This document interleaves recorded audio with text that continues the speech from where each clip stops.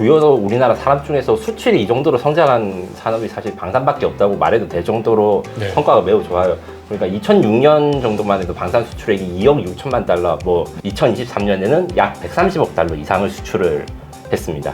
한국의 그 장점들이 이미 좀 알려지고, 그 다음에 한국의 국가 이미지가 많이 바뀌어졌기 때문에 한국산 무기에 대한 선호도가 바뀌어진 것도 사실이에요. 그렇기 때문에 앞으로도 견조한 성장을 저는 이제 좀 많이 이야기를 하고 있습니다.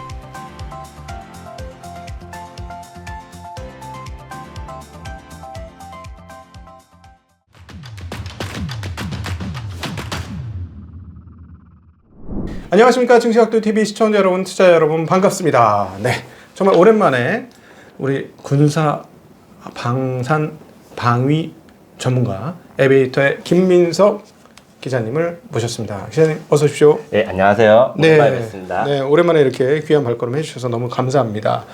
네, 투자를 여쭤보는 건 아니고 투자는 저희가 하는 거고 분위기가 어떤가, 그래서 그걸 투자를 어떻게 연결시킬 건가, 이런 게 항상 저희는 궁금해요. 최근에 지정학적 리스크도 점점 커지는 것 같기도 하고, 그런데 일단 그것보다 우리 이제 직접적으로 투자자들한테 급한 게 뭐냐면 한국 방산 제품들이 그렇게 많이 잘 팔린다는 이야기가 있는데 진짜 잘 팔리는 건지 아니면 국뽕에 찬 기사인지 그게 첫 번째 궁금하고, 만약 잘 팔린다면 무슨 근거로 잘 팔리는지 이런 것들이 좀 궁금합니다. 네. 알겠습니다. 먼저 일단 말씀을 드리면 최근에 주요 우리나라 산업 중에서 수출이 이 정도로 성장한 산업이 사실 방산밖에 없다고 말해도 될 정도로 성과가 매우 좋아요. 그러니까 2006년 정도만 해도 방산 수출액이 2억 6천만 달러, 2억 6천만 달러 하면 F-35 전투기 한 2대 사면 끝나는 정도, 요 정도로 수출이 됐다가 그 다음부터 그래도 조금씩 늘어나서 2012년대부터는 20억 달러에서 30억 달러, 2조에서 3조 원을 수출을 쭉 했습니다. 아, 그래요? 그러다가 2016년대 한번 이제 다시 2조 원대로 다시 좀 떨어졌다가 점점 늘어났는데 2021년부터 갑자기 이제 성장이 시작돼가지고 제가 조사한 바로는 2021년에는 72억 달러, 그전에는 거의 30억 달러대였는데 거의 2배 가까이 점프하고, 그 다음에는 이제 아시다시피 그 폴란드 계약이라든가 여러 가지 그 안보 불안으로 인한 갑작스러운 방산 수출로 해가지고 173억 달러. 그리고 2023년에는 약 130억 달러 이상을 수출을 했습니다. 2023년은 130억 달러. 네. 22년에는 그러니까 약간 특수한 상황이었네요. 그렇죠? 173억 예, 달러 이렇게 된 게. 네. 그러면은 예전에 30억 달러 팔리던 거에 비하면 6배, 7배 막 이렇게 팔리는데 23년도가 오히려 진카일 가능성이 있겠네요. 요거는 꾸준히 앞으로도 나갈 수 있는 걸로. 요것도 사실 이제 앞으로 이제 천천히 말을 할 건데, 원래 23년 목표는 200억 달러였으나 이게 잘 진행되지 못했습니다. 이게 제가 방산 한번 투자를 해봤는데 기대하거나 예상한 대로 딱딱 떨어지는 일이 없는 것 같아요. 이게 물론 G2G 거래니까 소비자들의 마음을 알기 어려운 것보단 그래도 정부의 마음을 알기는 쉬운데 변수가 그래도 생기는 게 너무 많습니다. 어떤 변수가 있나요? 가장 이제 중요한 걸로는 22년에 저희가 잘 나갔던 우크라이나 전쟁 때문에 한 전쟁 특수나 긴급한 무기 수요 이런 것들이 있을 거고, 정치적으로는 지금 트럼프나 이제 바이든 행정부 교체될 때 어떻게 되느냐 이런 국방 정책, 그 다음에 이제 반사적으로 이제 정부의 거래니까 정부의 지출이나 정부의 수입에 큰 변동이 생기면 계획도 많이 어그러집니다. 이런 것들이 이제 그 리스크 요소라고 할 수 있습니다. 그러니까 최근에 폴란드인가가 대통령인가 이 집권 세력이 바뀌고 나서 이거 못 파는 거 아닌가 막 이런 설이 있던데, 결국은 집권 세력이 바뀌면 확 바뀔 수도 있는 거군요. 그리고 집권 세력보다 더 중요한 것은 돈, 그다음 정부가 가진 지출을 어떻게 할 것인가에 대한 고민이 사실 사는 사람 입장에서는 많이 되고 그렇습니다. 그렇구나. 지금 계획을 잡는다고 계획대로 되는 건 아니란 얘기네요. 다만 이게 방산의 경우에는 10년 정도 개발하고 10년 정도 세일즈해서 30년 정도 팔아먹는 아주 롱텀인 프로젝트가 많습니다. 그래서 이제 각도기님이 군생활 하신 이야기 저한테 잠깐 해주신 적이 있는데, 각도기님이 군생활할 때 보신 무기가 지금도 사실 공군에서 쓰고 있는 것들이 있고, 한번 저번에 말씀드렸듯이 그렇게 20-30년간 라이프 사이클이 워낙 기니까 대신에 고객들도 이제 애플 신제품이 내년에 뭐 나올지 모르고 폴더블 아이폰이 언제 나올지 모르는데 우리 KF-21은 내년에 뭐가 나오고 혹은 미국이 무슨 전투기 나오고 이거는 10년 전부터 꾸준히 알고 거기에 대해서 정보를 수집하고 이거 살까 말까 고민하는 시간이 깁니다. 요 부분은 이제 일반 산업보다는 좀 그 계획이 좀 길고 보수적이다. 이런 분도 있다라고 말씀드렸습니다. 그러네요. 제가 90년대 중반에 그 군생활을 공군에서 했는데 그때 이제 베트남전에서 사용하던 비행기가 네. 그때 그쵸. 그 비행장에 주력 비행기였어요. F-16은 신형이었고, 네, 그때는 주력 F-4 네. 팬텀, 네. 네, 그거를 쓰고 있었습니다. F4가 올해까지 운영됩니다. 저보다 나이가 더 많이. 그럴 수도 거의, 있어요. 그러네요. 저보다 나이는 많은 건 확실한데 이게 물론 이제 올해 태어나는 건 79년생입니다. 네. F4가. 네. 예. 그러면은 근데 도대체 어떤 아이템? 우리는 비행기를 팔아먹는 건 아니잖아요. 비행기는 뭐 그럴 수 있을 것 같은데. 예. 한국에 수출하고 있는 아이템 주로 어떤 거 있나요? 예, 작년에 수출했던 아이템 중심으로 보자면 육해 공군으로 나눠서 보자면 아무래도 육군이 가장 많고 이제 육군 중에서도 그 중에서 자주포. 포랑 자주포랑 차이 경우에는 자주포는 탱크 같이 생겼지만 이것이 야포의 역할을 가지고 있고 스스로 움직일 수 있고 장전도 자동으로 돼가지고 현재는 주력으로 쓰는 게 있고 그다음에 다연장 로켓이라는 게 있는데 다연장 로켓은 미사일은 아닌데 미사일보다 싸고 대신에 화력이 더 많은 이런 이제 포병 장비가 잘 팔리고 그 다음에 이제 K2 흑표전차라고 하는 이제 탱크 기갑 장비 요게 있고 그 다음에 이제 장갑차가 있는데 장갑차는 이 두 개에 비해서는 아이템이 아직 약합니다. 그 다음에 헬기도 지금 수출을 하려고 몇 년째 노력하고 있고요. 공군으로 넘어가자면 공군에서는 이제 T-50과 FA-50 한국항공우주산업이 생산하는 이 훈련기와 경전투기 요것들이 있고 이제 앞으로 28년 이후에는 KF-21 보라매 전투기도 이제 수출 대상에 들어갑니다. 다만 이제 전투기나 훈련기 외에 그 공군 산업에서 이제 수출된 품목은 아직 우리가 포트폴리오가 좀 부족한 편이고요. 네. 육군이 포트폴리오가 제일 많습니다. 그러네요. 예, 해군 같은 경우에는 우리가 이제 군수 지원함, 그러니까 이제 바다에 떠 있는 군함한테 물자랑 연료 같은 걸 보급하는 배, 그 다음에 이제 전투함 같은 경우에 이제 간단하게 엄청 최신의 미국산 배랑 똑같은 그 몇천억짜리보다는 이제 1,000억 원에서 2,000억대에 약간 저렴하고 순찰도 되지만 미사일도 달린 그 정도의 동남아에서 수출한 것들이 있고 그 다음에 최근 노력하고 있는 게 잠수함인데 대당 8천억 이상에서 2조 원 이상이 드는 이제 장보고 배치 3, 장보고 3 배치 1이라고 하는 이제 잠수함을 폴란드, 필리핀, 캐나다 등에 지금 수출 세이즈를 하고 있습니다. 대신에 이제 이지스함이라고 부르는 이런 전투함이라든가 항공모함 이런 것들 같은 경우 우리가 좀 수출해서 좀 약한 시장입니다. 우리나라도 항공모함 갖고 있는 게 없잖아요. 예, 만들 수는 있습니다. 돈만 주면. 그래요? 예. 이지스는 우리나라가 만든 건가요? 이지스라는 거는 정확히 말해서 군함 중에서 미국에서 만든 이지스라는 레이더 이름입니다. 레이더를 탑재하면 이지스함인데 그거랑 비슷한 성능을 가진 국산 전투함을 현재 만들고 있고 요 사업이 KDDX라는 사업인데 HD 현대랑 지금 하나오션이 좀 법적인 다툼이 있습니다.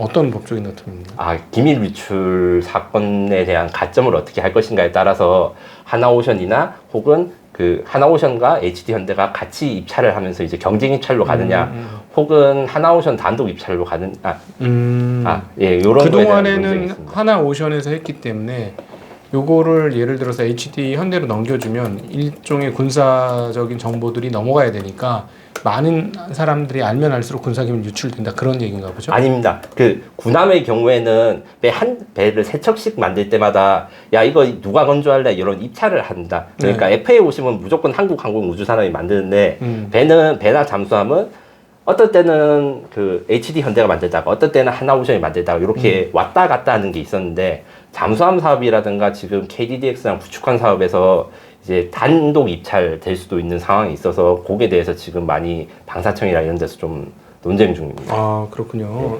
아니 해군 요 조그만 배들은 우리나라가 배를 워낙 잘 만드니까 잘 될 것 같은데 많이 못 파는 모양이네요. 예, 여기가 지금 우리의 아직 남은 도전 분야라고 할 수 있습니다. 이미 전투기까지 팔았으니까요.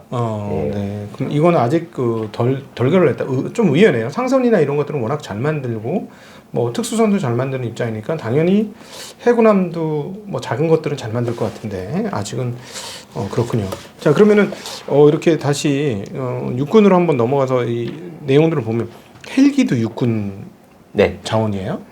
헬기는 육해공군이 다 쓰지만 현재 수출을 추진하고 있는 것들은 두 가지가 있는데 하나는 LAH라는 그 소형 무장 헬기, 그러니까 흔히들 아는 공격 헬기 중에 왕이라고 있는 아파치보다 작지만 대신에 싸고 경제성이 있는 그거를 이제 올해부터 양산을 시작하는데 아랍에미레이트 이런 쪽에 수출을 추진하고 있고요. 그 다음에 이제 해병대에서 쓰는 헬기가 있습니다. 그거는 이제 마리논 무장 그 공격 헬기라고 있는데 그것도 역시 이제 수출을 이제 중동 지방에 추진하고 있습니다. 그럼 이거는 어디가 만드는 거예요? 하나 에어로? 한국 항공우주산업이 기체를 만들고 하나 에어로스페이스가 엔진을 면허 생산합니다. 아, 그렇군요. 네. 면허 생산한다는 건 그럼 외국 건가 보네요. 제너럴 일렉트릭사한테 라이센스를 받아가지고 라이센스 프로덕션을 합니다. 아, 그런 구조군요. 네. 네네네. 아, 근데 어때요? 그 아파치 헬기는 사실 미제고, 네. 사실은 우리 공군 그 비행기 쪽은 워낙 미국이 강세다 보니, 걔네가 다 할 것 같은데 우리나라도 이게 실력이 되는 건가요?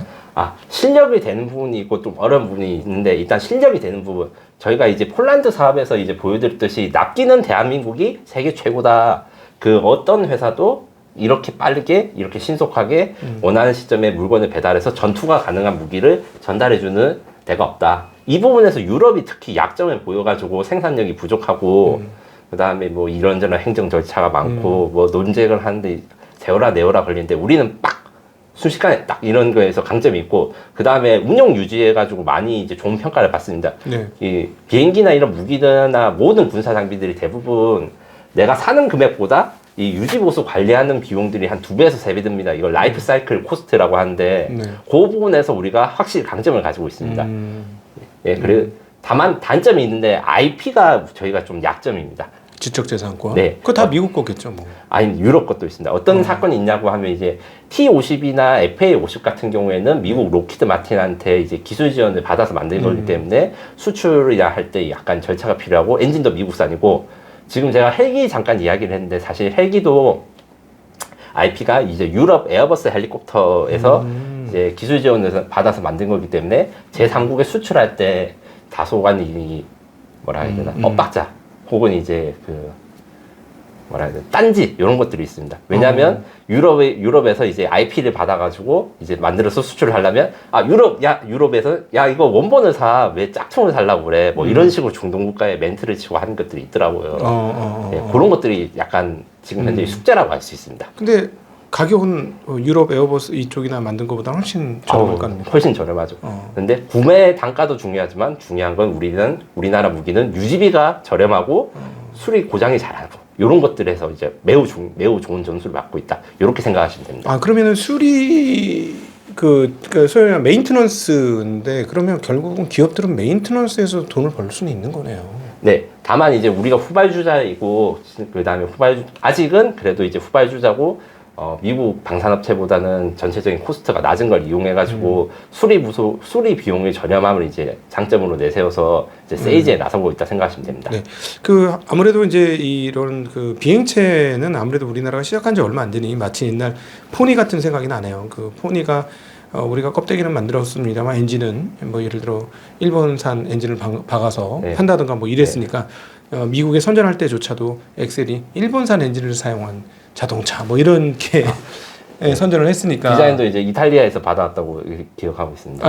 그러니까 딱 그런 정도의 그 이제 막 걸음마를 시작한 그런 정도 수준인 것 같고 들어보니까 반면에 장갑차라든가 전차, 자주포, 로켓 이런 쪽은 어떻습니까? 이런 쪽은 한국의 경쟁력이?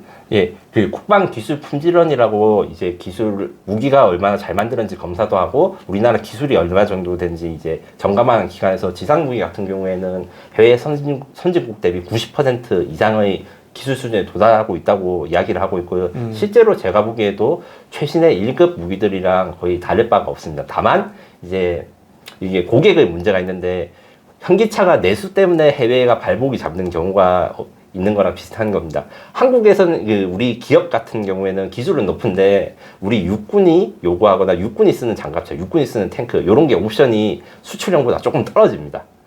왜냐하면 육군이 이제 가격을 좀 다운시키고 싶고 간략하게 하고 싶어가지고 그래서 이제 해외 경쟁자들은 옵션을 새로 단 최신형 무기를 점점 빨리 내놓는데 우리는 이제 우리는 아직 그건 없어. 근데 너네들이 돈을 주면 옵션을 만들어서 달아줄게. 이런 식으로 하는 것 때문에 요것이 약간의 약점이라고 할 수 있습니다. 아 그렇군요.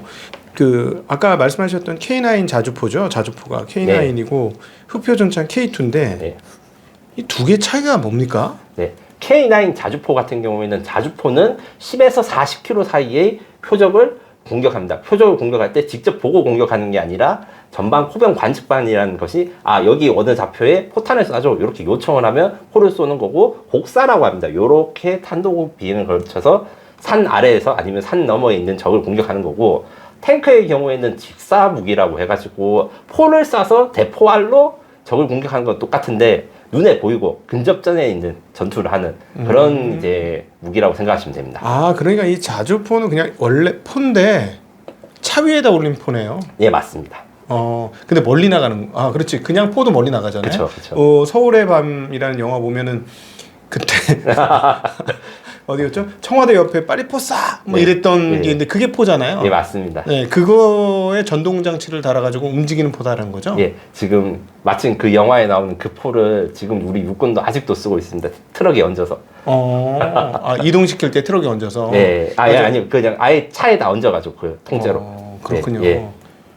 근데 그 예를 들어서 자동차나 이런 게 움직이면서는 못 쏘겠네요. 그러면. 최신 버전은 이제 움직이면서 쏘는 대포 그 자주포들이 이제 우리의 경쟁자 독일 같은 데서는 이제 선을 보이고 있습니다. 그렇군요. 네, 저희도 그걸 따라가서 이제 경쟁을 해야 되는 상황입니다. 그러면 정확도가 떨어질 거 아닙니까? 맞습니다. 그럼 정확도 떨어지면 포로서 상관없나요? 대신에 현재 포탄은 이제 발전관에 간단하게 이야기 드리면 포탄에 날개가 달리고 GPS가 달립니다. GPS로 위치를 보정해가지고 이 오차를 보정할 수 있는 것까지 왔습니다. 그래요? 네. 그럼 포값이 비싸겠네? 예, 그렇습니다. 포탄 값이 가격이 많이 올라가겠네요? 예, 뭐 발당 1억 원에서 5억 원짜리도 있고 원래 이제 한 100만 원대의 포탄인데 그런 것도 이제 대신에 10발을 쏘서 파괴된 포적을 한 발을 쏴서 그 GPS 포탄을 파괴할 수 있기 때문에 부가가치가 높고 시장성이 있다고 해서 지금 한국도 지금 거의 완성해 가고 있습니다. 포 하나에 1,000만 원이라고? 포탄 하나에. 그러니까 포탄 하나에? 그렇죠. 네. 엄청난 비쌉니다. 미사일은 기본적으로 제가 우리나라에서 운용하는 것 중에 70억 넘는 것도 봤습니다. 한 발에. 쏘면 사라지는데. 네. 예전에 뭐 에임9이라고 하죠. 우리 공군 그 날개에 달았던 것도 가짜만 달았어요. 저희가 공군에서 그걸 달아줬는데 네. 훈련탄 비싸기 때문에 그때 그거 한 발이 아파트 한 채 값이었거든요. 그렇죠. 네, 몇 억인데 이 공대공 유도 미사일 그거는 아주 조심해서 맞아요. 이렇게 해서 다뤘어요. 저희가 그걸 달아줬는데 비싼 거니까 조심해야 돼. 그래서 기계를 안 쓰고 사람 손으로 달잖아요. 네. 그게 공군에 비해. 네. 기계 도움을 받긴 합니다만 막 이렇게 했던 기억이 그렇게 비싸군요. 아니 그러면 갑자기 의문이 생기는 게 이번에 러시아 쪽에 북한이 포알을 팔은 거고 알고 있기로는 미사일도 팔았습니다. 한국도 저쪽에 유럽 쪽으로 독일이 공급이 안 되고 유럽에서 공급이 안 돼서 이 상황을 그럼 좀 설명해 주세요. 이게. 요거 같은 경우에는 이제 일단 잠깐만요. 그 한국 같은 경우에는 공식적으로 한국 정부는 우크라이나에 포탄이 간 것이 없는 게 정확한 워딩이고 다만 이제 다들 짐작하는 것처럼 이제 유럽 국가랑 미국이 우크라이나에 야포탄을 이제 지원을 해주고 그 나라들의 포탄의 탄약고가 비어 있으니까 그 탄약고를 채워주는 것으로 이제 이야기를 하고 있고요. 그래서 독일이나 유럽에 있는 그 나라 국가들 혹은 유럽에 있는 미군의 탄약고에 저희 포탄이 들어가 있는 상태인 겁니다. 우크라이나에 한국 포탄이 들어갔다는 증거는 아직 러시아가 찾지 못했습니다. 적국이 아마 찾았으면 그게 외교 문제가 될 건데 반대로 북한과 러시아는 아예 다이렉트로 포탄 수백만 발에 가까운 거나 미사일 수십 발을 기차로 실어 날라가지고 바로 쏘고 우크라이나 군이 포탄과 미사일을 맞았는데 그 포탄의 신관에 한글이 써 있거나 아니면 미사일 잔해에 한글이 써 있고 이런 거 이미 발견한 상태입니다. 잠깐만요. 그러면은 일단 그 하나하나 점검해 볼까요? 북한이 만든 포탄을 어떻게 러시아에서 쓸 수 있죠? 이 북한제 무기는 이제 대부분 다 자체 생산 개발이지만 다 이제 구소련에 기반을 해가지고 만든 거기 때문에 규격이 똑같습니다. 그 다음에 지금 러시아 군도 이제 소련이 무너진 지 30년이 넘었잖아요. 근데 그 30년 기간 중에 그렇게 많이 신기술이 발달하거나 이런 것들이 없어서 구소련제 무기들을 아직도 많이 가지고 있어서 그렇게 호환이 됐던 겁니다. 근데 이제 두 가지가 이해가 잘 안 되는데 그 큰 러시아가 포탄이 없어지는 상황이 와 있는지 도대체 우리가 모르는 러시아 우크라이나전에서 어떤 일이 벌어졌길래 그랬는 건지가 하나 러시아 쪽에서 궁금하고 뭐 결국은 뭐 유럽에서 우크라이나에 못 보내주니까 우리가 유럽한테 보내주고 자기네 걸 뭐 주든지 말든지 그건 뭐 잘 모르게 어쨌든 네. 우리께 팔리는 거잖아요. 네. 우리는 그럼 그쪽은 미국은 전부 유럽은 전부 미국 계통인 거예요? 이쪽은 러시아 계통이고? 예. 흔히들 나토 규격 바르샤바 조약 기구 규격이라고 하는데 여기서 바르샤바 조약 기구라는 건 옛날 소련을 중심으로 한 공산권 국가들의 군사 동맹 지금 없어졌고 나토는 유럽과 미국이 들어가 있는 군사 동맹 지금 현재도 있는 요렇게 두 개로 나눠져 있는데 전 세계의 무기는 요 두 개의 규격 중 하나로 된다고 생각하시면 됩니다. 그러면 군사 대국은 전 세계에 그냥 구소련과 미국이네요. 예, 심지어 지금 현재 중국이 그 러시아를 제치고 세계 제2위 군사대국이 됐지만 중국군의 그 무기 규격은 미국과 러시아를 섞어서 쓰고 있습니다. 지난번에 말씀하셨을 때 비행기 쪽은 네, 미국이고 네. 그러면 예를 들자면 배는 또 러시아 규격 쓰는 게 있고 또 포탄 같은 경우에 또 러시아에서 들어오고 예, 그런 것들이 복잡하게 있어요. 근데 왜 중국에서 안 사고 왜 중국에서 사면 안 문제가 팔고 있는 것 같습니다. 제 판단으로는. 중국에서 사면 국제적인 문제가 심각할 수 있겠네요. 제가 보기에는 중국 시진핑이 지금 러시아 우크라이나 전쟁에 대해서 가지는 입장은 러시아를 말로는 도와주지만 러시아의 국력이 쇠진되기만을 기다리고 있는 것이 아닌가 이런 생각이 듭니다. 군사 전문가로서 왜 그렇게 생각하시는 거예요? 예, 아무리 증거를 찾고 이렇게 여러 가지 이제 해외 군사 전문가들을 찾아봐도 중국이 러시아에 직접적인 군사 지원을 하는 게 전혀 없거든요. 그래서 이제 북한을 찾은 것도 있는데 러시아가 중국한테 그런 요청을 안 한 게 아닐 거란 말이에요. 북한 포탄을 지원받는 건 러시아로서도 엄청 막장 이상 아니겠습니까? 그래서 당연히 이제 서구권의 이제 군사 전문가들이나 연구자들이 러시아랑 중국이 무슨 군사적 교류를 하는가 하는데 그게 없어요. 그게 없다는 것은 러시아로부터 중국은 이제 에너지만 싸게 수입받고 그 다음에 알리익스프레스 같은 걸로 러시아 사람들이 다 중국산 물건만 사대 뭐 나머지는 모르겠다 이렇게 방관자적 입장을 취하고 있는 거로밖에 보이지 않습니다. 아니 경제적인 도움을 물건이 다 막혔으니까 경제적인 도움 주는 걸로 충분하다. 군사적인 도움을 주는 거는 다른 나라가 보기에 좀 민망하다. 우리가 어떤 뭐랄까 그 세계적 분쟁 지역에 우리가 분쟁 중심 국가로 들어가면 안 그래도 힘든데 계속 더 욕먹는다 이런 생각을 해서 그런 거 아닐까요? 그분도 일리가 있는 내용이고요. 제가 이제 외국 군사 전문가들한테 이야기하면서 흥미로운 이야기를 하나 들었는데 남북한이 공이 지금 안전한 상태다. 우크라이나 러시아 전쟁 때문에 이런 이야기를 들었는데 이게 약간 시니컬한 웃음거리 같은 겁니다. 왜냐하면 한국도 지금 30만 발 이상의 포탄은 이제 우크라이나는 아니지만 이제 그 미국을 통해서 지원하고 북한도 방금 미사일이나 이런 걸 지원했다고 하지 않습니까? 비었다 이거지 우리 곳간이. 서로 남북한의 곳간이 우크라이나 러시아 전쟁 때문에 비었으니까 전쟁이 나거나 도발을 하기 어려운 거예요. 그래서 우크라이나 전쟁이 지속될수록 오히려 한반도가 안전한 것이 아닌가 이런 말을 하는데 요 이론을 시진핑의 입장에서 보면 시진핑 입장에서는 자기 무기고에 있는 무기들을 러시아한테 주면 우리 곳간이 빈다. 예, 대만을 언제든지 침공할 수 있고 대만을 점령할 수 있다는 긴장 상태를 조성해야 되는데 쟤네들 전쟁 못해 무기나 이런 거 없잖아 이런 것이 생길 수 있습니다. 이게 이유가 다 무기들이 생산 시간이 엄청 깁니다. 보통 이제 비행기 같은 경우는 개발 10년 생산 10년 이렇게 이야기하는데 주문 한번 떨어지고 자주포든 비행기든 최소한 원래 5년에서 10년을 바라보고 이렇게 주문을 하고 이제 우리나라 같은 경우에 지금 여러 가지 방법을 써서 지금 2년 안에 납품을 할 수 있는 놀라운 성과를 냈기 때문에 지금 방산 수출이 늘어났는데 이래서 한번 이제 고가를 내어주면 이거 채우는 게 쉽지 않아요.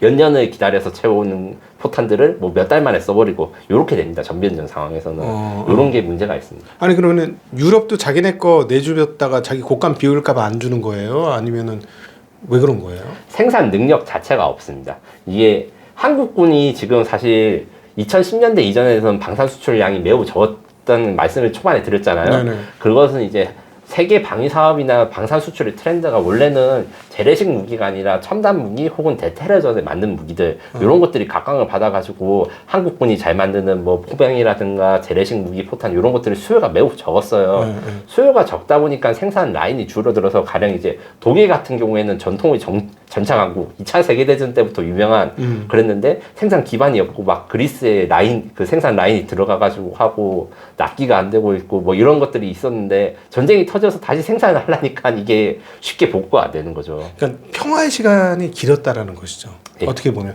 미국 1국 체제가 1980년대 이후에 됐고, 그러니까 그 동독과 그 소위 말하는 독일의 장벽이 무너지면서 진짜 근원적인 세계 평화의 시대와 미국 1국 체제가 만들어졌고, 그 기간이 한 30년 동안 진행되고 중국의 WTO 편입되고 이러니까 전쟁할 일이 없었어. 그러니까는 이게 좌초자산 소위 말하는 그런 거에 대해서 아무도 안 만들었다. 다만 여기서 이제 잠깐 제가 보충 설명해 드려야 될 게 네. 냉전이 끝나고 나서 세계 방위 사업 시장 규모는 사실 줄어든 적이 없고 늘기만 했습니다. 그래요? 네, 늘기만 했고 이제 전쟁이 일어나지 않은 건 아니죠. 왜냐하면 이제 테러의 전쟁이 10년 넘게 가고 이라크 전쟁 났는데 그때 미국이 쓴 전비가 엄청나지 않았습니까? 그 다음에 이라크 전쟁 같은 경우나 이제 그 아프간 전쟁 같은 경우에 유럽 국가들이 다 파병을 했어요. 그래서 각 국가들이 전비 지출이 엄청 났는데 테러의 전쟁 같은 경우에는 뭐 이슬람 저항 세력이나 뭐 이런 사람들이랑 싸우고 맨날 치고받고 하는 것들이라서 전면전과 다른 무기들이 필요하고 전면전과 다른 신무기들을 연구 개발했던 게 우리보다 잘 나갔던 사람들. 그러니까 유럽과 미국이 테러의 전쟁에 맞는 무기들만 막 2010년대 생산하다가 2020년대에 갑자기 생각한 대로 전면전이 터진 거죠. 근데 전면전에 대해서 제일 잘 준비된 나라가 어디 있는가? 세계에서 대한민국밖에 없다. 우리는 전면전을 항상 준비하고 있었다는 뭐 민족적인 어떤 따져보면 네. 아주 비극이 네. 수출 증가로 이어진 양국이 그래도 아마 이게 역사적인 기록에 남을 거다. 100년 뒤에 보면 양 국가가 세계 두 진영으로 갈라져서 무기 장사를 했다. 네. 이렇게 역사에서 이 역사를 나중에 어떻게 평가할 것인가 너무 저도 궁금합니다. 웃겨요. 웃길 것 같아요. 네. 네네. 자, 여러분은 지금 에비에이터의 김민석 기자님과 함께 한국의 방위 산업에 대한 이야기 듣고 계십니다. 그럼 계속해서 갈게요. 그러면은 저희가 군대에서 만난 포는 총알밖에 없어가지고 예. 포는 본 적이 없어서 총알은 안 비싼데 포는 되게 비싸네요. 그러면 이번에 수출량이 아까 말씀하셨던 22년도에 173억 달러나 됐던 것은 포를 많이 팔아서 그런 거라고 봐야 되나요? 아닙니다. 가장 큰 물량은 이제 지상 장비, 자주포, 그 다음에 탱크, 요걸 많이 팔았고, 그 다음에 경전투기 앱, 요렇게 세 개가 이제 저희 지금 최근 몇 년간의 가장 큰 수출 상품입니다. FA50 경전투기, K2 흑표전차, K9 자주포, 요렇게 있습니다. 그럼 흑표전차는 어디에 파는 거예요? 호주에 팔았던 거예요? 아니면은 호주에 팔았던 것은 이제 장갑차라고 하는데 장갑차는 무엇이냐면 대포가 크진 않고 조그마한 기관총만 있는데 대신에 안에 사람들을 태울 수 있어가지고 전장 앞까지 가서 이제 전투가 시작된 것까지 안전하게 사람 수송하는 이런 것이 장갑차라고 부르는데 거기서 이제 호주가 승리했고요. 폴란드에 지금 이제 흑표전차가 대량 수출에 성공하고 그 다음에 이제 중동 및 그 유럽 국가에 지금 세일즈를 열심히 하고 있습니다. 그렇군요. 그러면은 이게 한 대당 이게 수십억씩 하는 모양이네. 네, 지금 이제 한국 흑표전차가 제일 지금 현재 구할 수 있는 신품 중에서 제일 싼 편인데 100억입니다. 100억. 네. 독일 전차 같은 경우에 200억, 300억 합니다. 뭐 라파엘트인가? 아니, 레오파르트라고 하는데 그렇지, 레오파르트. 옛날에는 이제 옛날 전투기 값이 그 정도 됐거든요. 전투기 중에서 이제 제일 비싼 것도 1,000억 원대 수준인데 점점 이제 탱크도 안에 전자장비가 막 늘어나고 자동차랑 똑같이 기술이 발전하다 보니까 가격도 많이 오르고 있습니다. 네. 100억. 근데 이게 우리나라에서 한 몇 대나 만들 수 있어요? 1년에? 1년에 저희가 한 100대 이상 만들 수 있습니다. 이게 거의 미국도 거의 따라가지 못할 수준입니다. 미국이 지금 전차 공장이었고 정비 공장만 있거든요. 네. 쉽게 말해서 지금 폴란드군도 한국 전차랑 함께 미국 전차를 사서 쓰는데 그게 그 정비창, 그러니까 생산 공장이 아니라 수리 공장에서 나온 거라고 생각하시면 됩니다. 아, 미국 거는? 네. 근데 우리는 한국은 정식 공장에서 나온 거고. 네. 그러면은 요 흑표 전차 누가 만들고 K9 자주포는 누가 만듭니까? 예, K9 자주포가 지금 현재 이제 수출 국가나 이제 수량면에서 제일 많이 팔린 국산 무기 중 하나인데 네. 하나 디펜스가 생산을 하고 10개국에 지금 팔렸고요. K2 흑표 전차의 경우에는 지금 현재 폴란드 수출만 확정돼 있지만 폴란드가 크게 800대를 이상을 지를 거기 때문에 이게 2위라고 할 수 있습니다. 아직 지른 건 아니죠. 100대 이상 주문 일단 넣었습니다. 아, 100대 주문. 네. 이건 100억이고 자주포는 얼마나 하는 거예요? 자주포도 70억에서 150억 사이라고 생각하시면 됩니다. 이것도 비싸구나. 그렇군요. 그러면은 흑표는 현대 로템이 만들고 자주포는 하나 디펜스가 만들고. 예, 그러니까 지금 얘기를 들어보니까 지난번 폴란드도 그렇고 무기를 파는데 무슨 차관을 줘야지 무기를 팔 수 있다 뭐 이런 설이 있어요. 네. 어떻게 되는 겁니까? 정확하게 말하면 이제 무기를 팔 때 대부분 무기를 파는 국가에서 금융 지원을 해줍니다. 이 금융 지원의 범위에는 제가 각도기님 앞에서 금융 이야기하는 게 약간 망설여지긴 하지만 차관도 있을 수 있고 그 다음에 수출하는 국가의 은행에서 대출을 해주고 보증을 수출하는 국가의 정부가 해주는 요거를 보통 금융지원이라는 표현을 써주고 폴란드의 경우에는 이제 그 수출 금융지원 같은 걸 한국에 요청해서 저희가 1차는 들어줬는데 무기 같은 경우에 수출 금융 지원하는 것도 이제 수출입 은행에서 담당을 하는데 이 정해진 한도가 8조 원 정도 있는데 이미 그거를 폴란드가 무기를 워낙 많이 사가고 대출도 워낙 많이 했기 때문에 지금 잔여 한도가 없습니다. 그래서 지금 이제 문제가 되는 게 수출 금융이 있는 그 대출 한도를 35조로 늘리는 법안이 지금 현재 계류돼 있는데 이게 4월 이제 총선 전에 통과되지 않으면 폴란드와의 그 2차 계약 20조 원에 달하는 계약이 지금 아마 안 될 것 같고 다만 이제 일각에서 말할 때 왜 우리 무기 사는데 대출도 우리까지 해줘라고 하는데 사실 한국은 굉장히 덜 이런 지원을 안 해준 국가였다가 최근에서야 이 제도를 썼고 이 폴란드가 거의 최초의 수혜국에 가깝다고 할 수 있습니다. 왜냐하면 영국, 프랑스, 뭐 스웨덴, 미국 같은 경우에들은 제가 짧게 이제 이런 이제 무기 수출 금융 관련해서 말씀을 드리면 미국 같은 경우에는 FMS라 해서 정부 대 정부 거래로 정부가 미국 방산사한테 무기를 산 다음에 미국 정부가 다른 나라 정부에 파는 제도 이런 것들이 있고 아예 직접 지원을 하는 그랜트라고 하는 게 있는데 그런 지원금을 줘가지고 무기를 같이 주는 그랜트 같은 경우에 상한 의무가 없어요. 대출은 상한 의무가 있는데 근데 상한 의무가 없는 지원을 해줬다 해가지고 미국이 그거를 이제 안 받고 이제 자선 사업을 안 하는 건 아니겠죠. 그 다른 걸 이익을 많이 얻거나 이런 방식이 있고 프랑스나 스웨덴 이런 것들도 수출 금융을 굉장히 많이 해줘서 이렇게 하는데 제가 이제 좀 이 방송을 위해서 좀 조사하고 이제 다른 금융 쪽 분들하고 상담을 한 바람은 방위 사업이나 이런 이 수출 금융할 때 원래는 수출 금융할 때 OECD랑 WTO의 규제가 있어요. 왜냐하면 이게 결국 이 지원금 제도 아니겠습니까? 이 시장 질서를 어지럽히는.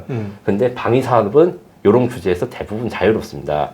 그래서 프랑스나 이런 이제 선진국들은 이자를 일단 낮춰서 주고, 그러니까 이제 그 나라 간 거래를 할 때 제가 이제 이런 전문가는 아니지만 각 나라의 신용 등급이 있고 신용 등급에 따라서 이자율을 책정하지 않습니까? 네. 예, 가령 프랑스 같은 경우에는 무기 수출용 그 시장 등급, 그 나라의 그 시장 등급과 일반 시장 등급을 따로 나눠가지고 너는 무기를 살 때는 훨씬 더 싼 이자, 거의 뭐 1% 뭐 이런 이자로 주는, 그래서 대출을 해줄게. 뭐 30년 상환을 해. 이렇게 하는 것도 있고, 요거보다 좀 더 나간 데는 영국이 있는데, 영국은 아예 돈을 안 받습니다.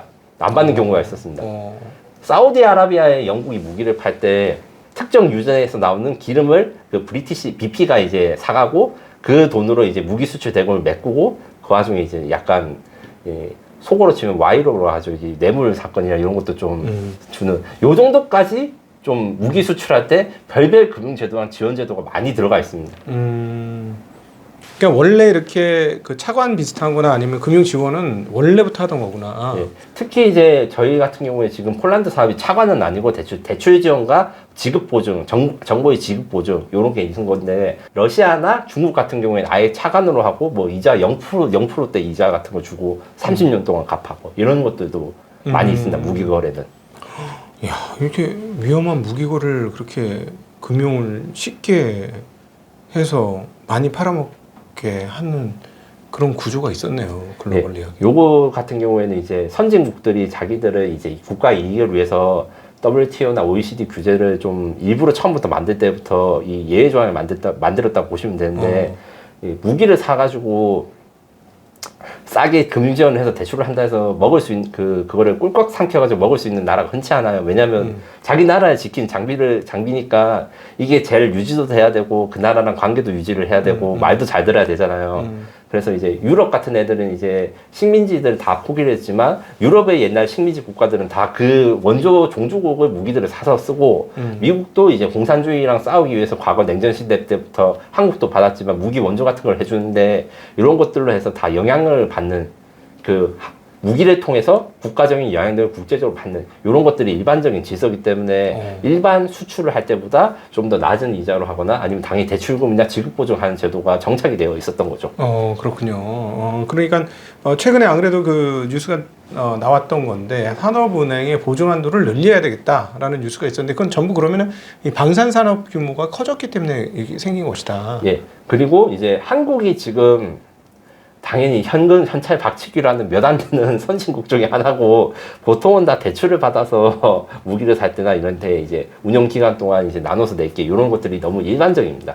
특히 한국 무기의 장점이 지금 저렴함이라고 말씀드렸지 않습니까? 네. 저렴한 무기를 찾는 국가들 뭐 경우에는 요새는 지금 유럽도 잘 팔리지만 대부분 다 개발도상국 국가들이기 때문에 이런 것도 같이 이제 들어가게 되는 거죠. 그렇군요. 안 갚는 나라는 없어요? 안 갚는 나라들 방금 전에 말씀드린 것도 내용이 조금 들어가 있는데 이게 안 갚기가 쉽지가 않고 혹은 다른 내용으로 다른 방식으로 바터 거래들을 하든 뭐 아니면 이권을 주든 에너지 자원 채굴권을 주든 갚아야 되겠죠. 왜냐하면 불안하잖아요. 내 나라를 지킬 무기를 산 값을 못 내면 이 원조 국가가 무기에 무슨 장난을 칠 수도 있고 아니면 적대국에 더 좋은 무기를 팔 수도 있고 이런 것들이 불안한 요소죠. 아니 내가 팔았는데 걔가 우리 이제 유럽하고는 떨어져 있으니까 아무 상관이 없지만 가까운 나라 팔았으면 그 무기 가지고 우리한테 그런 이야기들은 실제로 가끔 일어날 때도 있습니다. 아 진짜로요? 예. 이웃 나라들이 이제 사이 관계가 좋았다가 틀어지게 되면 그럴 수도 있는데 아주 흔한 건 아니고 이제 아주 희귀한 경우지만 그런 것들이 이제 냉전 이후에도 가끔 지역 분쟁이 있었습니다. 그렇군요. 로켓은 어떻습니까? 로켓을 만드는 거는 LIG 넥스원에서 LIG 넥슨이랑 하나도 또 이렇게 하고 있습니다. 하나 어디? 디펜스? 네, 하나 그냥 주식회사 하나입니다. 주식회사 하나. 네, 예. 하나는 그렇지. 하나는 총알은 누가 만듭니까? 하나는 풍산이 만들잖아요. 예. 풍산 만들고 하나는 안 만드는 거죠? 하나는 포탄은 또 일부 만듭니다. 포탄을 만드는구나. 네. 주 하나가. 예, 그다음 로켓, 미사일 이렇게 만드는데 이제 하나 에어로스페이스, 그다음에 하나 시스템, 하나 오션 이렇게 하나의 계열사들이 있는데 육해공군과 레이더까지 망라하기 때문에 하나의 라이벌은 이제 기업 구조에서 보면 한 나라가 육군에서는 로템이랑 경쟁하고 해군에서는 HD 현대랑 경쟁하고 뭐 레이더에서는 LIG 넥슨이랑 경쟁하고 이런 삼각 경쟁 구도로 되어 있습니다. 그러니까 하나가 한국의 최대 방산 업체다 이렇게 네. 봐야 돼요. 뭐 한국 화약이니까. 네. 다만 하나가 규모에서는 다 크지만 한 분야에 대해서 압도적으로 지배를 하고 이런 분야는 사실 아직까지는 적고 이것이 이제 하나그룹이 아마 이제 가지고 있는 앞으로의 향후 목표가 될 것 같습니다. 네. 그러면 어떻게 저 로켓 쪽은 어떻습니까? 한때는 드론 잡는 쪽으로 이제 활용이 된다 그래서 좀 중동에 팔릴 거다 막 이렇게 됐었는데 이번 유럽으로 인해서 로켓도 굉장히 많이 팔리고 있는 건가요? 예, 로켓과 미사일을 이제 합쳐서 말씀드리면 최근에 지금 잘 팔리고 있는 걸로는 이제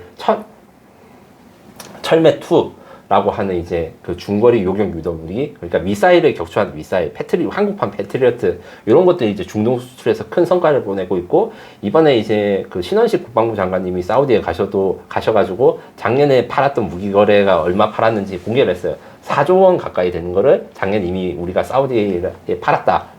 그리고 이제 요거는 이제 방어용 무기가 철매고 공격용 무기로는 KT-SSM이라는 게 있습니다. 한국형 에이테킴스라고 하는데 쉽게 말해서 이제 300km 정도 되는 적 밖에 있는 적을 공격하는 탄도 미사일인 겁니다. 요것도 지금 중동 국가에서 관심이 매우 많아서 이제 폴란드에는 이미 수출이 확정되었고 중동 국가에도 일부 수출이 확정되고 대규모 수출도 지금 추진 중인 걸로 압니다.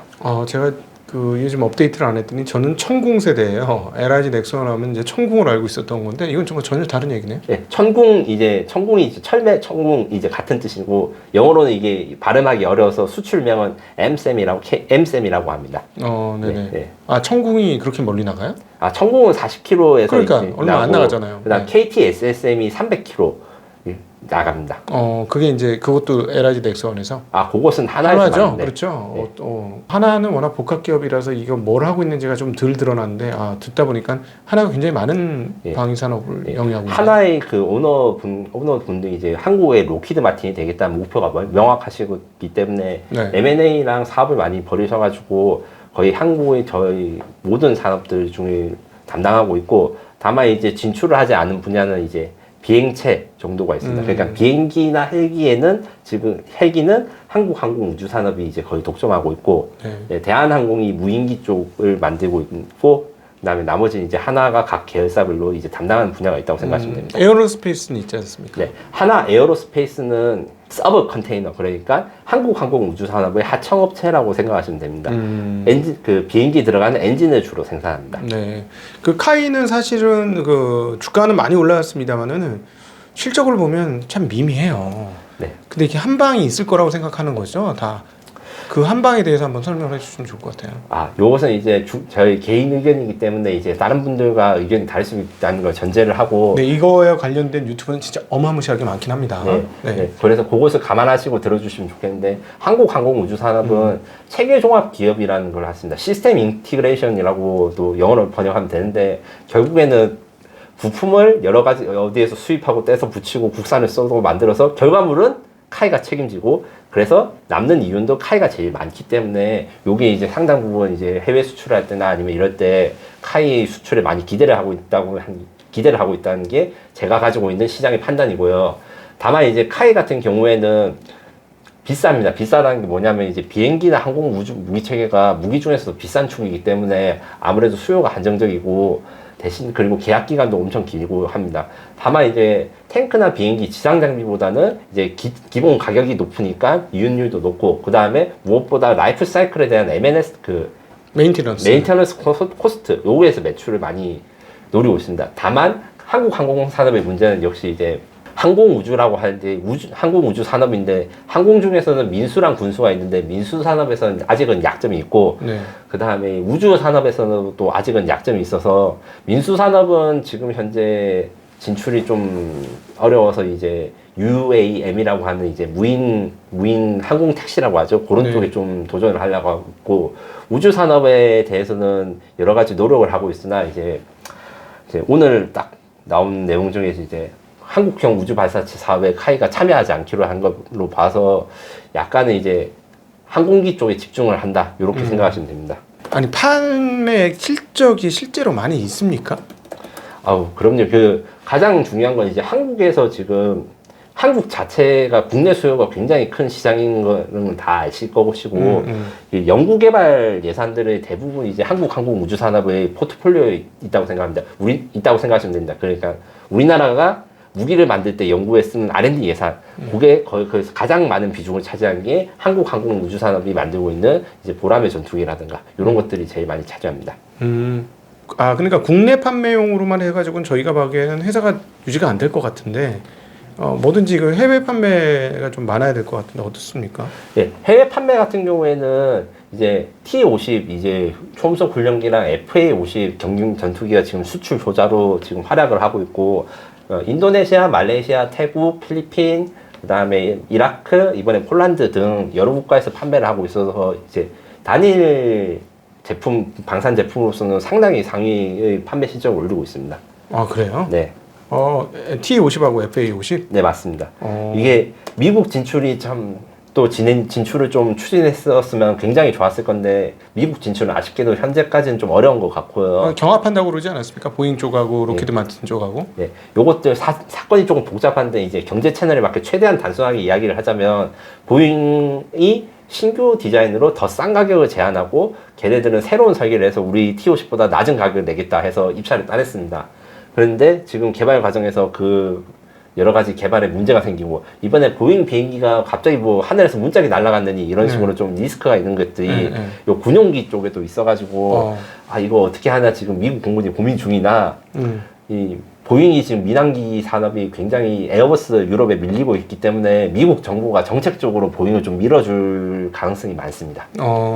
아니 그거 지금 방금 말씀하신 건 요즘 얘기가 아니고 옛날의 얘기잖아요. 옛날에 입찰해가지고 우리가 떨어졌잖아. 로키드 마틴 하청으로 간 거 아닙니까? 그러니까 네, 그게 몇 년 전인데 그게 몇 년 전이 사실은 방산정에서는 최근의 일이고 그 사업이 일단 졌지만 그래도 재도전할 기회를 계속 찾고 있었단 말이에요. 마침 그래서 보잉이 지금 기업 리스크로 인해 가지고 약간 기술적 어려움을 겪고 있어서 이제 다시 부활의 기회가 오는가 안 오는가 이런 것들에 대해서 좀 논의가 있었는데 현재까지는 공군이 보잉이 좀 결함 비행기를 내도 좀 참고 사겠다 미국 공군이 이런 입장인 것 같아서 요게 좀 아쉬운 점이 있습니다. 아니 국뽕 유튜버라 그럴지 모르겠는데 저도 뭐 많이는 못 봤습니다. 얼핏 보니까는 차이가 굉장히 많다 이런 얘기가 있던데 말이죠. 어디랑 차이를 말씀하시는 건지 말하면 제가 성능의 차이가 많이 있다. 성능 차이는 사실은 그렇게 많지는 않고 다만 이제 훈련기라는 건 결국에는 실제로 무기를 장착하고 전투 임무에 투입하는 건데 그런 거 치고는 T-50은 이제 스펙이 굉장히 좋은 편이라 가지고 훈련만 하기에는 아까워서 FA-50이랑 경전투기를 만들었고 보잉의 경우에는 T-50이 약간 단가가 높고 스펙이 좋구나. 그래서 엔진은 T-50과 같은 걸 쓰되 대신에 스펙과 가격을 다운시켜가지고 가격 경쟁력을 갖춘 것이 보잉의 경쟁 기종이라 생각하시면 됩니다. 그렇군요. 그러면은 공군 말고 해군에서도 엄청난 비행기를 쓴다고 하던데. 네. 그건 어떻게 됩니까? 해군 이제 훈련기 사업이 진행 중이고 아직도 진행 중인데 미국 해군이 그 사업이 지금 한 4, 5년째 진행 중인데 이게 끝나거나 결정이 되려면 몇 년 더 있어야 될 것 같아요. 심사만 해도 오래 걸리고 그 다음에 이제 미국 해군 같은 경우에는 현재는 다른 산업이나 이런 데 집중을 해야 될 분야가 많아가지고 막 빨리 도입하자 이런 걸 안 하고 있어서 한국한테는 좀 불리한 환경입니다. 왜냐면 보잉의 경쟁 기종인 T7이 지금 신규 기체고 아직 문제를 잡아가는 단계이고 그 FA-50과 T-50 같은 경우에는 이미 성숙돼서 많이 운영을 해서 검증이 되었기 때문에 지금 당장 입찰을 하면 이제 한국항공우주사는 카이 T-50이 이기겠지만 이게 약간 점점 더 언제 결정을 하는지 차이페이 미루어지고 있다. 이렇게 생각하시면 됩니다. 그렇군요. 그 예를 들어서 또 하나 이제 아까 이게 이제 아시아권에는 좀 판매가 되고 뭐 예를 들어서 실제로 얘기 들어오는 거 보면 필리핀에서는 굉장히 그 평이 좋다. 이런 얘기가 나오던데 말이죠. 네. 그게 FA-50인가요? 예, 맞습니다. 필리핀에서 지금 아직도 이제 민다나오 섬 등 일부 지역에 이슬람 반군이 있는데 실전 투입돼서 이제 반응이 좋았고, 이라크 같은 경우에도 평가가 괜찮은 편이어가지고 이라크 내전이나 이런 데 활용했고, 폴란드가 가장 최근에 수출했는데 폴란드에서는 이제 그렇게 크게 처음에는 기대를 안 했다고 해요. 왜냐면 이제 전투기가 아니라 훈련기를 가져왔어 이러고 폴란드도 원래는 국산 비행기들이 있었습니다. 냉전 시대 때 그래가지고 좀 콧대가 있는 편이었는데 원래 러시아제 미그 전투기를 몰던 폴란드 파일럿들이 훈련기라고 별로 그냥 가볍게 봤다가 타보니까 굉장히 기민척하고 성능이 좋아서 아유 감동했다 요런 이제 썰을 들었는데 요것은 제가 카이한테 들은 이야기가 아니고 유럽의 밀리터리 언론이나 이런 쪽에서 들었습니다. 계속해서 팔릴 수도 있겠네요.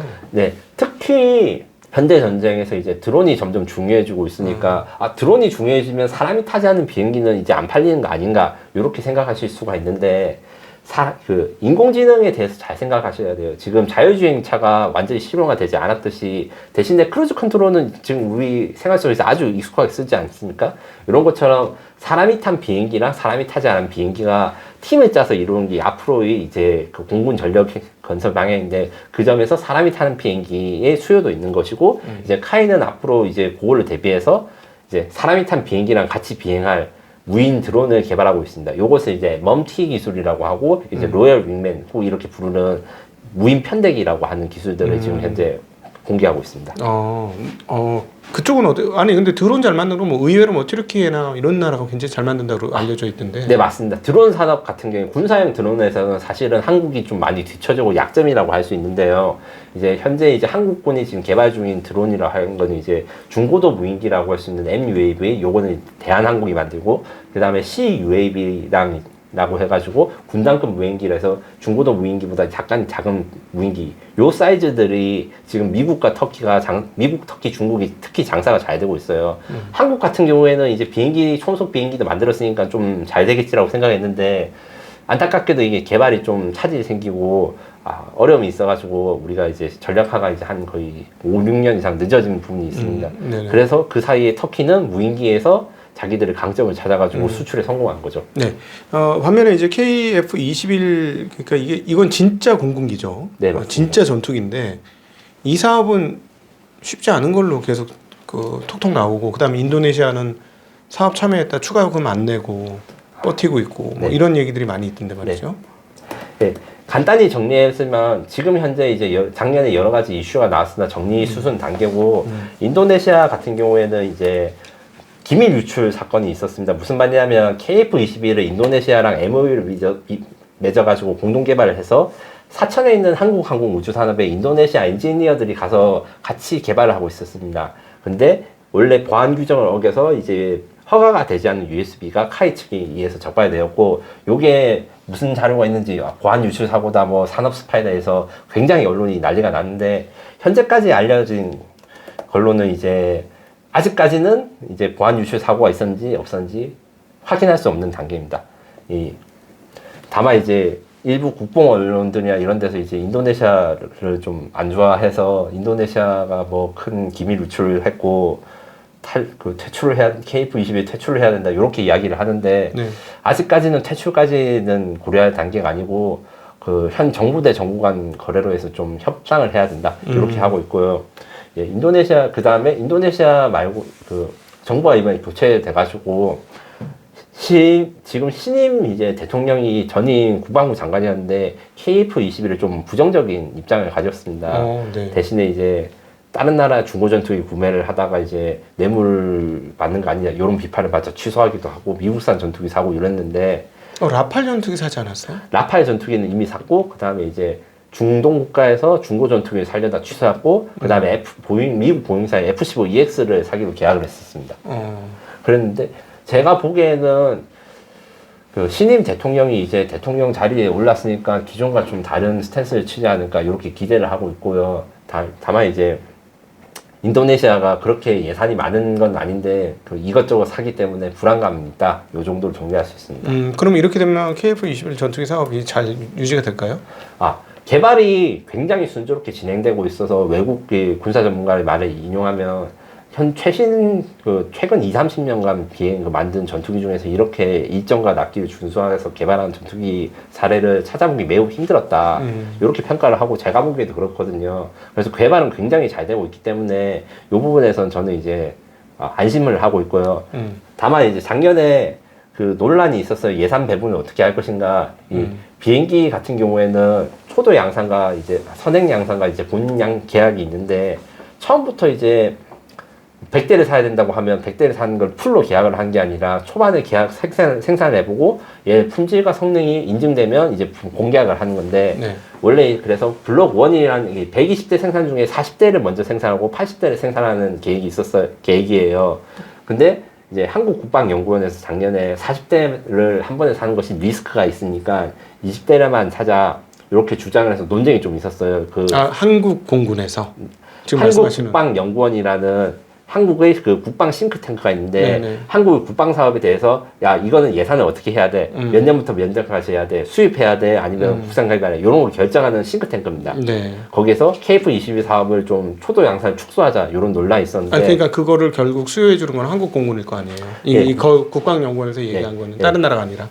그 국방부는 네 말이 다 듣는 건 아니지만 그래도 좀 고려를 해보겠다 해서 어제부로 이제 지금 알려진 것은 그 국방연구원의 입장을 좀 수용해서 20대, 20대 이렇게 나눠서 사대 올해 6월에 20대의 계약, KF-21 계약을 하고 그 다음에 내년 6월에 이제 KF-21 나머지 20대 계약을 하되 그 1년 사이에 방위사업청이나 국방연구원들이 이 KF-21 사업이 잘 되고 있는가, 가격이 어떻게 되고 있는가 이런 것들을 점검하는 기간을 가지기로 했습니다. 요건 이제 어제 나온 최신 정보입니다. 그러면 이제 이거 만드는 업체는 굉장히 안 좋은 거네요. 다만 지금까지 국내에서 가장 많은 예산이 연구 예산이 들어간 국방 프로젝트 8조 원의 개발비가 들어가고 그 다음에 이게 대안이 없기 때문에 KF-21이 뭐 취소되거나 아니면 개발 지연되거나 이런 것들은 없을 것이고 저희 당 추출 단가나 이런 것들 영향을 주기 때문에 좀 제가 주목하고 있습니다.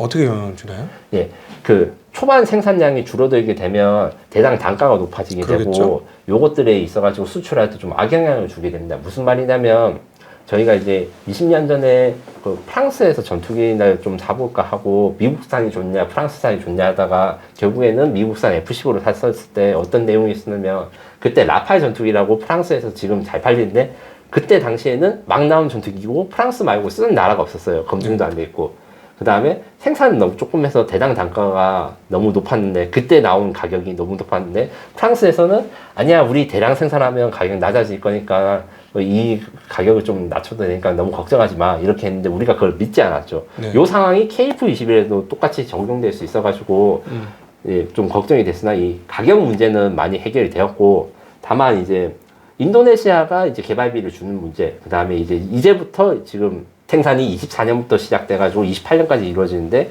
그 사이에 두 번째 고객을 찾아야 되는 문제가 있습니다. 그렇군요. 네. 20대만 만드는 건다. 앞으로 그 올해 20대 계약하고 내년에 20대 계약합니다. 그렇군요. 네. 그럼 만드는데 한 얼마나 걸리나요? 1년에 몇 개나 만들 수 있나요? 4년 동안 120대를 만들기로 했습니다. 네. 4년 동안에 120개, 30대씩 만들 수 있네요. 네, 거의. 예를 들어 처음엔 조금 만들다 뒤에는 좀 많이 만들면 뭐 한 캐퍼가 한 20대에서 40대로 늘고 뭐 이런 식이 되겠네요. 40대 이상으로는 안 되고 아마 30대가 맥스일 걸로 생각합니다. 네, 이것도 굉장히 많은 수치입니다. 이게 어느 정도 수치예요? 네, 물론 F-35라고 지금 현재 시장에서 제일 잘 팔리는 전투기 같은 경우에는 1000대 가까이 생산됐는데 1년에? 지금까지 10년 동안 됐는데 그 시설도 이제 1년에 뭐 100대? 이 정도 생산을 할 수 있어가지고 그 생산 캐파나 속도를 치면 거의 세계 2, 3위급이라고 생각했습니다. 근데 그럼에도 불구하고 굉장히 비싸지 않습니까? 한 대당? 가격이 지금 이제 단순 이제 개발비, 생산비를 나눠서 하면 대당 1,000억 원 정도로 해서 F-35보다는 약간 싸고 F-16보다는 비싼 가격으로 될 건데 이게 확정 가격이 아니고 왜냐면 개발비랑 생산비를 합쳐가지고 대당 한 대 단가에 녹인 거기 때문에 수출 가격은 그렇게 결정되는 것이 아니고 대당 가격에서 이제 옵션이나 이런 거 붙여서 최종 결정되는데 지금 현재 저희 개인적인 예측 이거는 이제 그 카이나 아니면 이제 그 업체들의 정확한 가격을 본 건 아닌데 요건 기밀입니다. 다만 이제 제가 이제 에스티메이션을 한 결과 F-16보다는 비싸지만 F-35보다는 저렴한 요 가격으로 해서 유럽산 기존 가격과 비슷하거나 약간 더 싼 요 정도가 될 것으로 생각합니다. 대신에 이것도 운용 유지비는 유럽산보다 F-35보다 훨씬 쌀 겁니다.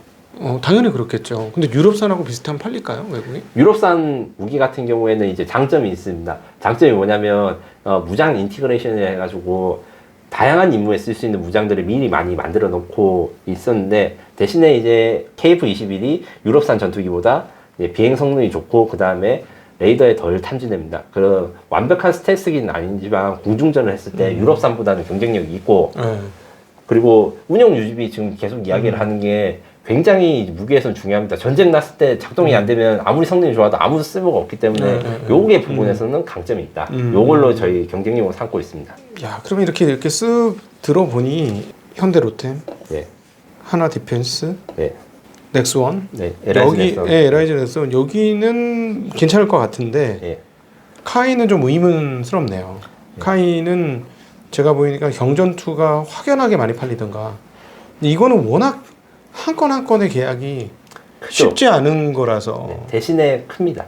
그래서 지상 장비보다 워낙 단가가 있기 때문에 크고 그 경쟁력 중에서도 지금 지상 장비 같은 경우에 사실 세계 최고 성능을 저희가 목표로 하는 거기 때문에 가격 경쟁력이 엄청나게 좋다고는 할 수 없고 실제로 호주 장갑차 사업 잠깐 이야기를 했을 때 경쟁자의 독일제보다 우리 한국 그 하나의 레드백이 더 비쌌는데 성능이 더 좋아서 채택됐거든요. 세계 최고 탑을 찍었기 때문에 대신에 가성비 부분에서는 이제 카이 쪽에서 경쟁력이 있다. 오히려 이렇게 생각하시는 게 맞을 것 같습니다. 여기는 탑은 아니지만 가성비는 있다. 그렇게 보고 뭐 해군은 굉장히 아직 모르는 상황이다. 해군은 지금 현재 올해 뭔가 좋은 성과이 아니면 대박이 날 수도 있습니다. 잠수함 부분에서 지금 열심히 마케팅을 하고 있는데 하나 오션이 이 장고고 3랑 3,000톤급 잠수함을 지금 지금 이제 세이지 하고 있습니다. 요거 잠깐만 잠수함에 대해서 짧게 이야기를 하자면 원자력 잠수함이 있고 디젤 잠수함이 있습니다. 원자력 잠수함이 훨씬 더 좋고 오래 잠수할 수 있지만 사용할 수 있는 국가가 제한적이고 우리나라 같은 지금 장보고 3 같은 경우에 디젤 잠수함입니다. 디젤 잠수함 중에서 장보고 3 장점은 SLBM이라고 수중에서 탄도미사일 쏠 수 있습니다. 쏠 수 있는 능력을 갖춘 국가가 지금 한국산, 그 다음에 북한의 뭐 허접한 거 하나, 그 다음에 이스라엘, 이렇게 세 국가밖에 없습니다. 원자력 잠수함들은 이런 능력을 많이 갖추고 있는데, 요거 재래식 잠수함, 디젤 잠수함이 수중에서 미사일을 이렇게 수직 발사할 수 있는 능력이 별로 없어서, 요거를 경쟁으로 해가지고 많이 입찰 경쟁을 하고 있는데, 제가 보기에는 상당히 이 캐나다, 필리핀, 그 다음에 폴란드 중에서 상당히 좀 한 국가 이상은 가능할 것으로 아주 긍정적으로 보고 있습니다. 이게 되면 이제 한 척에 한 1조 원 가까이 되고 세 척에서 6척 정도 다니니까 6조 사업이나 9조 사업, 3조에서 9조 사업이 대박이 날 수 있는 거죠.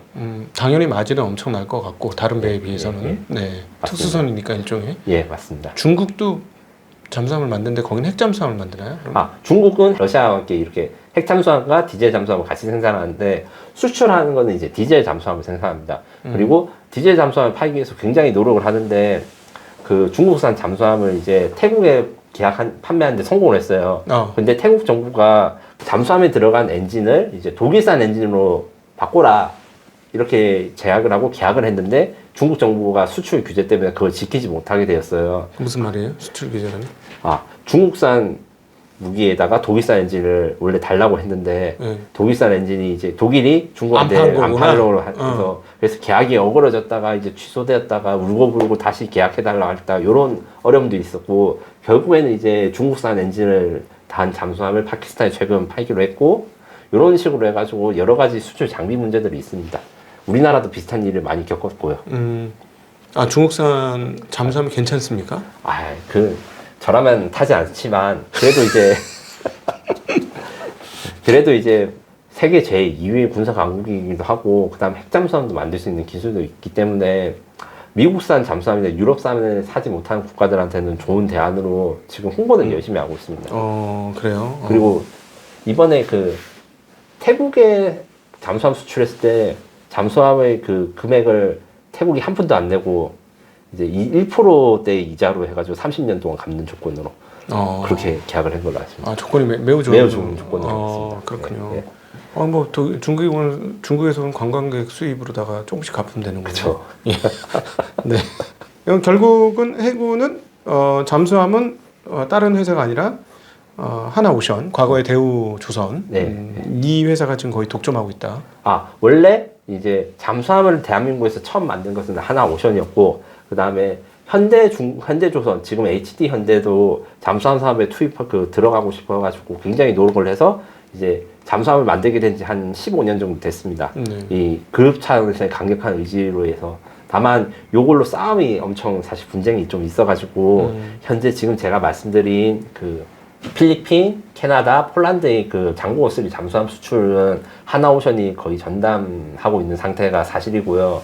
다만 HD 현대는 장보고 3랑 다른 전용 IP를 지금 현재 개발을 하고 오늘 이제 영국 회사랑 합작을 하기로 했는데 요거는 이제 지금 제가 말씀드린 것 중에 장보고 3가 3,000톤 급이라 했는데 3,000톤이 크냐 작으냐 하면 큰 편입니다. 원자력 잠수함은 5,000톤에서 10,000톤인데 보통 디젤 엔진 쓰는 재래식 잠수함은 1,000톤에서 2,000톤 사이거든요. 그래서 장보고가 좀 큰 편이라서 단가도 1조 원대로 높은 편인데 HD 현대는 이제 좀 더 작은 수출용 잠수함을 만들어가지고 단가도 더 싸고 이제 대신에 더 많은 고객들이 쓸 수 있는 모델을 지금 만들어가지고 독자로 경쟁을 하는 이런 구도로 갔습니다. 수출해서. 그렇군요. 네네. 우리나라 성능은 어떤 거예요? 우리나라 잠수함이? 우리나라 잠수함은 재래식 중에서는 최고 수준이라고 할 수 있으나 우리나라보다 이제 재래식 잠수함을 조금 더 잘 만드는 나라가 독일, 그 다음에 일본 이렇게 있습니다. 독일, 일본 다음이라고 생각하시면 됩니다. 스웨덴도 이제 잠수함을 만들고 수출을 하는 편인데 재래식 잠수함을 이 부분에 대해서는 이제 좀 약간은 이제 부족한 점이 있고 프랑스도 잠수함 수출을 많이 하는 편인데 프랑스는 가격 경쟁력이 있습니다. 있다고요? 네, 가격 경쟁력이 있습니다. 싸게 아무래도. 근데 제품 성능 우리보다 못하다고요? 우리나라랑 동급이거나 비슷합니다. 우리나라보다 싸게 만들어요? 우리나라보다 옵션이 좀 뺀 거를 말레이시아나 이런 인도나 이런 데에 좀 수출을 했습니다. 그렇군요. 네. 그럼 우리는 그 해외에 판 적이 있어요? 인도네시아에 잠수함 수출을 한 적이 있었는데 2척을 수출한 적이 있었는데 그거 같은 경우에는 이제 독일에서 들어온 설계를 저희가 지금 자체적으로 분석을 해가지고 만든 독자 모델을 해서 이게 독일 간에 잠깐 분쟁이 있었으나 이걸 해결하고 인도네시아에 2척을 이미 수출한 바 있습니다.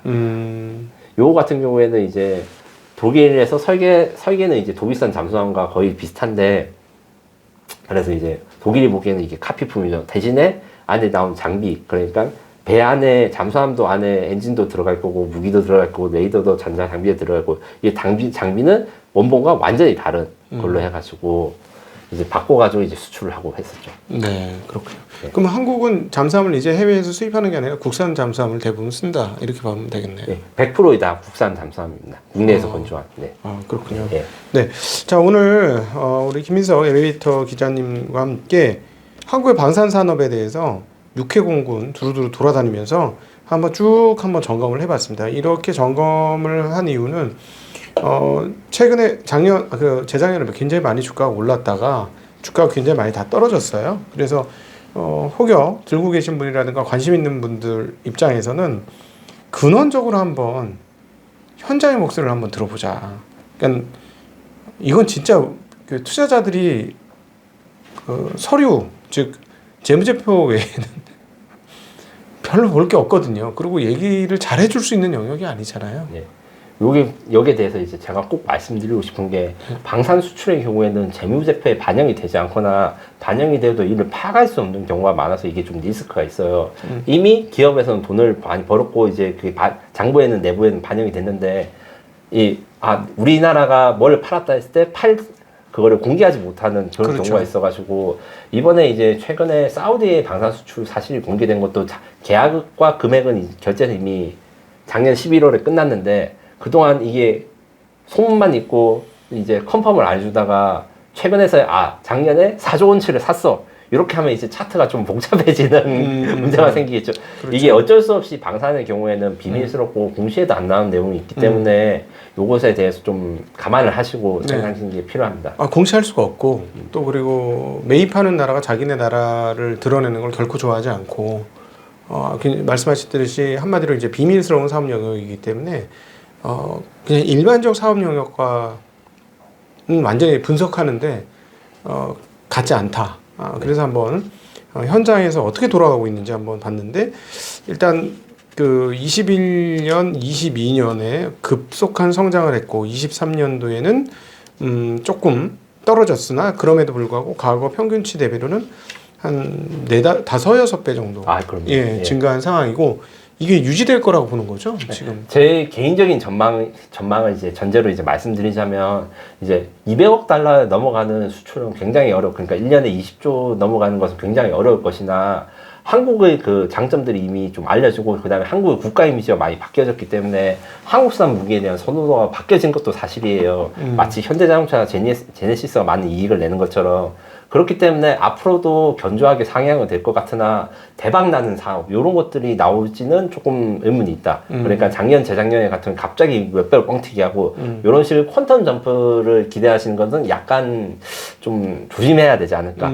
견조한 성장을 저는 이제 좀 많이 이야기를 하고 있습니다. 오늘 우리 김 기자님 모시게 되는 가장 큰 이유는 아까 중간에 질문에서 나왔습니다만 산업은행이 보증 규모를 키운다는 뉴스가 있었고 그 뉴스를 보자마자 이거는 방산하고 뛸래야 뛸 수 없는 뉴스다라고 판단을 했는데 오늘 듣다 보니까 그 얘기가 나왔어요. 그러니까 그걸 보고 이게 정말로 규모가 커지고 있구나. 그래서 금융이 필요한 상황이 됐구나라는 인식이 있었기 때문에 우리 김민석 대표님 통해서 현장은 지금 상황이 어떤가 궁금해서 한번 모셔보게 됐는데 역시 저는 질문 1개 드렸고 나머지는 다 현장에서 지금 질문을 한 거라는 말씀도 드리겠습니다. 그러니까 저희 증시각도기 TV는 일단 기본적인 내공이 없으시면 못 나와요. 왜냐하면 질문을 나와서 들어요. 그래가지고 평소에 알고 있지 못하면 답할 수가 없어요.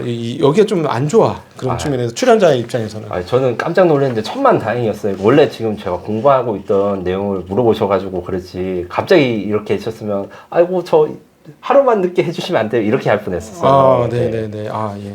제가 질문 한 개 드렸는데 딱 오늘 아침에 그것도 했는데 오후에 이렇게 다 답변을 들을 수 있어서 너무 좋았고 전반적으로 한국의 방위산업이 어떻게 흘러가는지에 대한 기조를 조금 이해할 수 있는데 큰 도움이 된 그런 시간이 아니었나 싶습니다. 오늘 귀한 시간 마련해 주신 우리 에비터의 김민석 대표님께 감사드리고 여성분들은 좀 재미없었을 것 같고 남자분들 중에 일부는 재밌었을 것 같고 또 일부는 또 자기 생각이 막 올라오신 분이 또 있었을 것 같고 네.